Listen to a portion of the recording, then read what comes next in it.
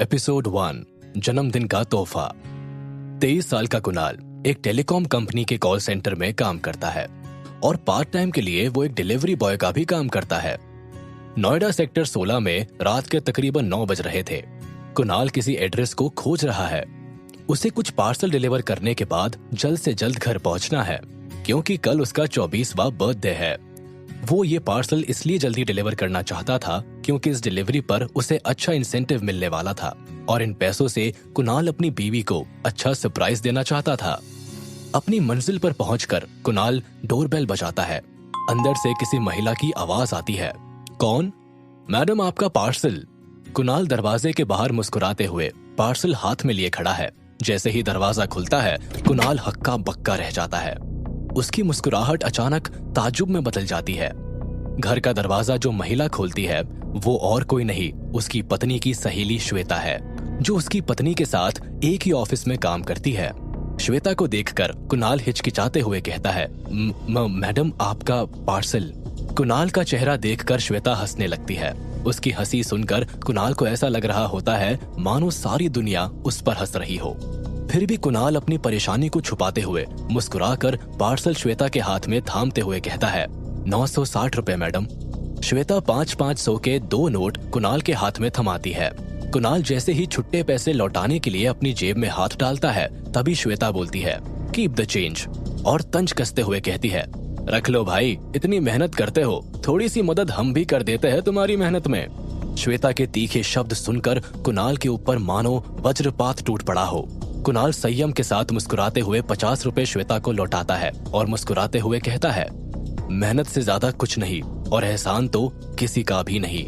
श्वेता कुणाल की बात सुनकर अपना मुंह बनाते हुए कुणाल से छुट्टे पैसे ले लेती है और उसके मुंह पर ही जोर से दरवाजा बंद कर देती है। कुणाल मुस्कुराते हुए पलटता है। तभी उसे याद आता है कि उसे अपनी बीवी के लिए घर पर सरप्राइज भी प्लान करना है। कुणाल अपना आखिरी पार्सल डिलीवर करने के बाद घर की ओर भागता है। वो घर की तरफ इतनी तेजी से भाग रहा था मानो उसकी ट्रेन छूट रही हो। कुणाल के एक हाथ में लाल रंग का एक बड़ा सुंदर सा बॉक्स है और दूसरे हाथ में कुछ सजावट का सामान। कुणाल जब जब अपने हाथ में थामे उस लाल बॉक्स की तरफ देखता है उसके चेहरे पर मुस्कान आ जाती है। मुस्कान ऐसी कि जैसे मानो उसने कोई वर्ल्ड कप की ट्रॉफी मैच जीतने के बाद हाथों में उठा रखी हो।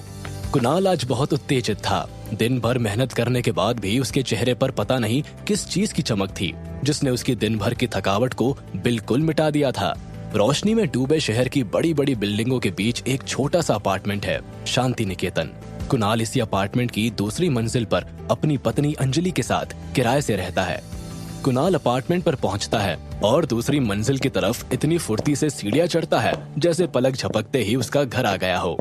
कुणाल घर पहुंचकर जल्दी से घर को सजाता है और इंतजार करने लगता है अपनी पत्नी अंजलि के आने का।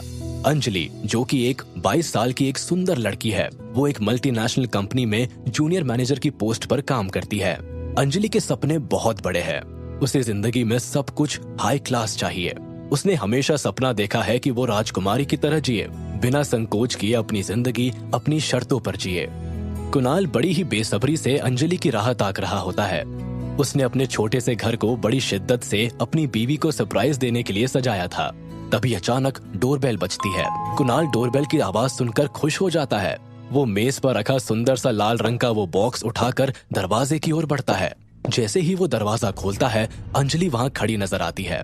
अंजलि को देखकर कुणाल की आंखों में एक अलग सी चमक आ जाती है और वो पूरे हर्ष के साथ अंजलि को कहता है, बेबी सरप्राइज। कुणाल वो लाल रंग का सरप्राइज बॉक्स अंजलि के हाथों में थामने ही वाला होता है कि तभी अंजलि उसे इग्नोर करते हुए बाथरूम के अंदर चली जाती है। वो कुणाल को ऐसे इग्नोर करती है जैसे वो उसे जानती ही ना हो। अंजलि के ऐसे हाव भाव देखकर कुणाल काफी मायूस हो जाता है। जो उसके चेहरे पर मुस्कुराहट थी वो अचानक कहीं खो जाती है। कुणाल अपने हाथों में पकड़े उस बॉक्स को बेड पर रखता है और हॉल में रखी कुर्सी पर जाकर मायूसी से बैठ जाता है। वो बैठकर ये सोच रहा था कि अंजलि ने आज उसके साथ ऐसा बर्ताव क्यों किया। क्या उसके प्यार में कोई कमी आ गई थी? उसने तो हर मुमकिन कोशिश की है अंजलि को खुश रखने के लिए, लेकिन आज अंजलि के ऐसे बर्ताव ने मानो उसे सवालों के घरों में डाल दिया हो। कुणाल इन ख्यालों में उलझा ही हुआ होता है कि तभी बाथरूम का दरवाजा खुलता है। दरवाजा खुलते ही कुणाल अंजलि को प्यार से कहता है, क्या हुआ जान, मेरे पास बैठो, मुझे तुमसे कुछ बात करनी है। कुणाल जैसे ही अपनी बात खत्म करता है, अंजलि गुस्से में तमतमा उठती है, जैसे उसके मन में कई सवाल चल रहे हो। उसके चेहरे पर गुस्सा साफ नजर आ रहा था। अंजलि तपाक से बोलती है, बस बहुत हुआ, मैं अब ये सब और नहीं सह सकती। मैंने फैसला कर लिया है, मुझे डाइवोर्स चाहिए। अंजलि की ये बात सुनते ही कुणाल के पांव तले से मानो जमीन खिसक जाती है। वो कुछ समझ नहीं पा रहा था। तब तक अंजलि फिर से कहती है, मुझसे तुम्हारा ये मुरझाया हुआ चेहरा रोज रोज नहीं देखा जाता। तुम्हें इस डिलीवरी बॉय की ड्रेस में नहीं देख सकती मैं। ऑफिस के सारे लोग, मेरे सभी दोस्त हंसते हैं, मेरा मजाक उड़ाते हैं तुम्हारे नाम से। नहीं सुन सकती कि अभी कुछ घंटों पहले मेरी दोस्त के घर पर पिज्जा पहुंचाने वाला डिलीवरी बॉय मेरा पति था। वो सामने टेबल पर पेपर्स पड़े हैं, उन पर साइन कर दो। कल ही हम सिविल कोर्ट जाकर अलग हो जाते हैं। मैंने अपने वकील से बात भी कर ली है। कुणाल चुपचाप अपनी पत्नी का मुंह देख रहा होता है, फिर उस ओर बढ़ता है जहां टेबल पर डिवोर्स पेपर्स पड़े हैं। कुणाल जेब से सिगरेट निकालकर जलाता है, एक कश लेता है और दूसरे हाथ से टेबल पर पड़े पेपर्स को उठाता है। पेपर्स को देखते ही कुणाल के होश उड़ जाते हैं। उसके शरीर में एक अजीब सा दर्द उठता है, जैसे एक साथ कई सारी सुइयां उसके शरीर में चुभा दी गई हो। आज कुणाल अंजलि के सामने अपनी जिंदगी का सबसे बड़ा राज खोलने वाला था। उस लाल डिब्बे में और कुछ नहीं बल्कि उसकी जिंदगी का सच था, लेकिन किस्मत को कुछ और ही मंजूर था। कुणाल बेबसी में अंजलि की तरफ बढ़ता है। वो अपनी जली हुई सिगरेट को अपने हाथ में ही मसल कर बुझा देता है। कुणाल कुछ बोल पाता उससे पहले अंजलि बेडरूम में चली जाती है और पटक कर दरवाजा बंद कर देती है। बेडरूम के दरवाजे के पास दीवार पर कुणाल और अंजलि की शादी की तस्वीरें टंगी थी, जो 1 साल पहले हुई थी। कुणाल दीवार पर टंगी उन तस्वीरों की तरफ देखता है और अपने दांतों को गुस्से में कटकटा रहा होता है। अपने हाथों की मुट्ठी कसकर भींचे हुए सामने टंगी हुई तस्वीर को देखता है, जिस पर धूल जम चुकी थी। वो कहते हैं ना कि टूटे हुए रिश्तों की यादों पर अक्सर धूल जम जाया करती है, जिससे रिश्ते धुंधले नजर आते हैं। तभी अचानक से दरवाजा खुलता है। अंजलि को देखकर कुणाल मन में सोच रहा होता है, शायद अब अंजलि का गुस्सा शांत हो गया हो। वो प्यार से अंजलि से कहता है, अगर मैं मेहनत कर भी रहा हूँ तो किसके लिए? तुम्हारे ही लिए ना जान। मानता हूँ देर लगेगी हमारे सपनों को पूरा होने में, लेकिन बहुत जल्द ही हम अपने सपनों की दुनिया को हकीकत में बदल देंगे। अंजलि गुस्से में कहती है, मैं अपनी सारी जिंदगी इंतजार में नहीं बिता सकती कुणाल। मैं अपनी सारी जिंदगी इस छोटे से घर में नहीं काट सकती। रोज ऑफिस खत्म करके घर आकर तुम्हारे लिए खाना नहीं बना सकती। मेरा भी मन करता है महंगे कपड़े खरीदूं, ब्रांडेड पर्स खरीदूं और एक लग्जरी कार जिसे देखकर मेरी सहेलियां जले मुझसे। कार का जिक्र करते ही अंजलि की आंखों में एक अलग ही चमक आ जाती है, जैसे कल ही उसका ये सपना सच हो रहा हो। वो अपने सपने से बाहर निकलती है और कुणाल पर तंज कसते हुए कहती है, और मेरे ये सारे सपने तुम्हारे गधे की तरह काम करने से तो पूरे नहीं होंगे ना। प्यार ने मुझे अंधा बना दिया था, लेकिन समय के साथ मेरी आंखें खुल गई है। इतना कहकर अंजलि बेड पर पड़े उस लाल बॉक्स को कमरे के बाहर फेंक देती है और कहती है, मुझे बदबू आती है तुम में से और तुम्हारे दिए गए हर एक तोहफों में से। अंजलि ये कहकर फिर से बेडरूम का दरवाजा बंद कर देती है। कुणाल अपनी बेबसी को संभालते हुए होठों पर एक हल्की सी तीखी मुस्कुराहट लिए बॉक्स को उठाता है और अंजलि को कमरे के बाहर से ही कहता है, तुम देखना नहीं चाहोगी इस गिफ्ट बॉक्स के अंदर क्या है? तुम्हारी सारी शिकायत और गुस्सा दोनों इसे देखकर खत्म हो जाएंगे। अंजलि, कल मैं तुम्हारे सारे ख्वाब पूरे कर दूंगा। बस एक बार ये तोहफा खोलकर देख तो लो। कुणाल की बात सुनकर अंजलि कमरे के अंदर से ही बड़े ही जोर से गरजती हुई आवाज में कहती है, मुझे नफरत है तुमसे और तुम्हारे इस झूठ से। मुझे तुम्हारा कोई तोहफा नहीं चाहिए और ना ही तुम। चले जाओ मेरी जिंदगी से। कुणाल अंजलि की बात सुनकर वापस सोफे पर सर झुकाकर बैठ जाता है। वो सोच रहा होता है कि इतनी जल्दी ये सब कैसे बदल रहा है, आखिर क्यों उसे एक भी मौका नहीं दिया गया। तभी कुणाल वो बॉक्स खोलता है। बॉक्स के अंदर एक सुंदर से रेड वेलवेट में ढका हुआ एक गोल्ड प्लैटिनम कार्ड निकलता है। देखने में किसी एटीएम कार्ड सा लग रहा था, जिस पर लिखा होता है, welcome to senior Taneja group. जो कार्ड वो बॉक्स में था वो तनेजा फैमिली का रॉयल पास है। कुणाल तनेजा फैमिली, जो कि दुनिया की सबसे अमीर फैमिलीज में से एक है, कुणाल उसी तनेजा फैमिली का वारिस है। फैमिली के नियम अनुसार 24 साल की उम्र तक परिवार के सदस्यों को अपनी पहचान छुपाकर खुद के बलबूते पर ही जीवन का गुजारा करना पड़ता है। अगर कोई ऐसा करने में नाकामयाब होता है तो उसे परिवार और जायदाद से बेदखल कर दिया जाता है। कुणाल ने परिवार की ये परीक्षा सफलता से पास कर ली थी और इसीलिए वो सीनियर तनेजा ग्रुप में अपग्रेड हो गया था, जिसका मतलब अब उसे अपने हिस्से की सारी दौलत और जायदाद मिल जाएगी और कंपनी में हिस्सेदारी भी। तभी एक बीप की आवाज सुनाई देती है।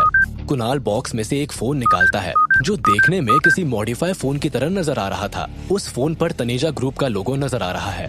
देखने में मालूम हो रहा होता है कि ये फोन तनेजा फैमिली के सीक्रेट कम्युनिकेशन के लिए इस्तेमाल किया जाता है। कुणाल जैसे ही फोन ऑन करता है तभी फोन से एक लेजर की किरण निकलती है और कुणाल की आंखों को स्कैन करती है। आंखें स्कैन होते ही फोन की स्क्रीन पर लिखा नजर आता है, user identified, happy birthday Kunal.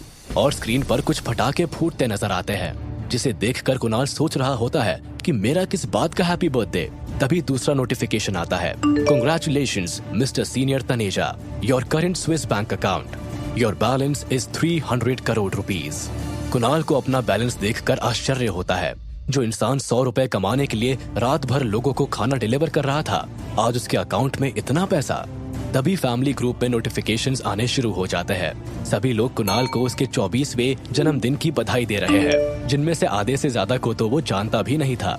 तभी एक और मैसेज आता है, हैप्पी बर्थडे बिग ब्रदर। ये मैसेज कुणाल की बहन रितु का था। वो मैसेज में लिखती है, कल मैं आ रही हूँ आपसे मिलने, साथ में मिलकर आपका जन्मदिन मनाते हैं, साथ ही साथ भाभी से भी मिल लूंगी, उनके लिए कुछ गिफ्ट्स भी लिए हैं मैंने। कुणाल मैसेज पर जवाब देते हुए लिखता है, कोई जरूरत नहीं है गिफ्ट्स की रितु, हम लोग कल तलाक ले रहे हैं। तुम्हारी भाभी को लगता है कि मैं एक निठल्ला इंसान हूँ जिसके पास उसकी शरीर की बदबू के अलावा और कुछ भी नहीं है। रितु कुणाल का मैसेज पढ़कर आग बबूला हो जाती है और लिखती है, क्या कहा, आप निठल्ले इंसान हो? भाई मैं कल ही आती हूँ और उसे पैसों के अंदर ही दफन कर दूंगी। आप बस अपना ख्याल रखिए, हम कल ही मिलते हैं। कुणाल अपने टूटे हुए ख्वाबों को समेटने की कोशिश कर रहा होता है। कुछ देर पहले ही अंजलि ने कुणाल के दिल के आईने को तलाक नाम के पत्थर से चूर चूर कर दिया था। कुणाल मन ही मन सोच रहा है जैसे शायद ये सब सपना हो। कुणाल अब भी सच्चाई को कबूल नहीं कर पा रहा था। वो सारी रात अपने ख्यालों में जागता रहा। सुबह होती है, अंजलि तैयार होकर कमरे से बाहर निकलती है। उसके हाथों में एक बड़ा सा बैग है। कुणाल अब भी उसी चेयर पर बैठा है। कुणाल को देखते ही अंजलि कहती है, मैं रजिस्ट्रार ऑफिस पहुंच रही हूँ, तुम भी वही आ जाना। अंजलि की ये बात सुनकर कुणाल की थोड़ी बहुत उम्मीद भी खत्म हो जाती है। चुपचाप कुणाल उसी हाल में अंजलि के साथ ही निकल पड़ता है। जैसे ही वो बाहर निकलता है तो देखता है कि अंजलि कैब में बैठ चुकी है। कुणाल हाथ देकर कैब को रोकने की कोशिश करता है। अंजलि कुणाल को गाड़ी के पीछे भागता हुआ देखती है, लेकिन फिर भी गाड़ी नहीं रुकवाती। कुणाल अंजलि की गाड़ी का पीछा करते हुए एक बार रोड पर गिर भी जाता है। आज से पहले कुणाल ने अपने आप को इतना बेबस कभी नहीं महसूस किया था। वो उठ खड़ा होता है और फिर टैक्सी लेकर फैमिली कोर्ट पहुंचता है। कोर्ट के अंदर अंजलि पहले से ही जज के सामने बैठी हुई है। अंजलि ने तलाक के सारे पेपर्स जज को सबमिट कर दिए हैं। कुणाल कोर्ट रूम के अंदर आता है और अंजलि को इतने प्यार से देखता है मानो उन दोनों के सारे हसीन पल उसकी आंखों के सामने से एक एक कर गुजर रहे हो। लेकिन उसका ये सपना अचानक कोर्ट के एक बाबू की आवाज से टूटता है, जो उसे जज के पास जाने के लिए कहता है। कुणाल अपनी जेब से अपना फैमिली का सीनियर गोल्डन पास निकालता है और उसे अपने हाथ में दबाकर जज की तरफ बढ़ता है। कुणाल का जज की तरफ बढ़ाया हर एक कदम आज उसे एक कठोर फैसले की ओर ले जा रहा था। क्या कुणाल अपनी सच्चाई अंजलि को बता पाएगा? क्या ये तलाक रुक जाएगा? क्या अंजलि कुणाल के प्यार को चकनाचूर कर अपनी जिंदगी में आगे बढ़ जाएगी? क्या कुणाल की बहन रितु अपने साथ कोई नया तूफान लेकर आएगी? अब आगे क्या होगा इस कहानी में, जानने के लिए सुनते रहिए लव, एक्स और धोखा।